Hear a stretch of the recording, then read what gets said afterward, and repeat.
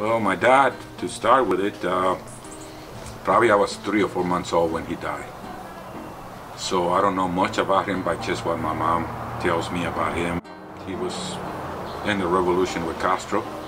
He died. He was in charge of, I don't know how many, like maybe 100 men. And one of the men was a young man that came up and wanted to fight with Castro. He says, I want a rifle because I want to go and fight. And my father told him, I don't think you can get a rifle yet, you're too young. He was like maybe 15, 16.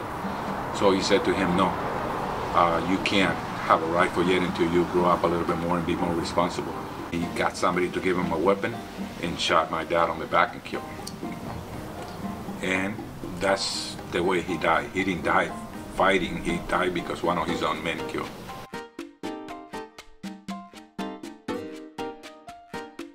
And that was the time when Castro closed all the churches.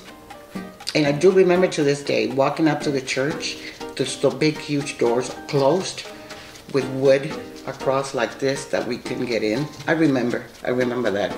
So that's so much for catechism classes to have do our communion. Trabajo voluntario, voluntary work that you will have to go out to the sugarcane fields and cut sugarcane.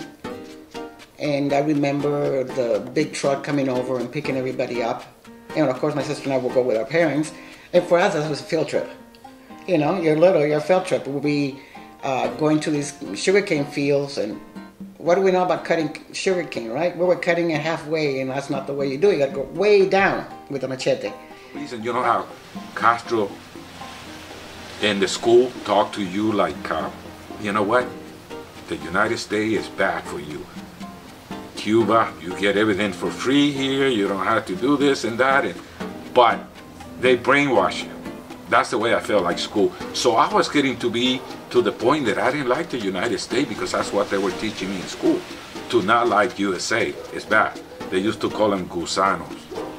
In English, I think it's the worm or something. But that's what they used to call them. And I was starting to believe in the revolution and Castro and all of that as a young man. And I'm glad that my mom just didn't, you know, say, no, you have to leave, you can't. Even though I didn't want it to, she took me out of there. And like I said, to this day, I'm so thankful for that because I see what's going on out there. People dying on the ocean, trying to come across. I didn't have to go through that. And this is, like I said, this is a country that I love. And I'm gonna die here. And you were born here.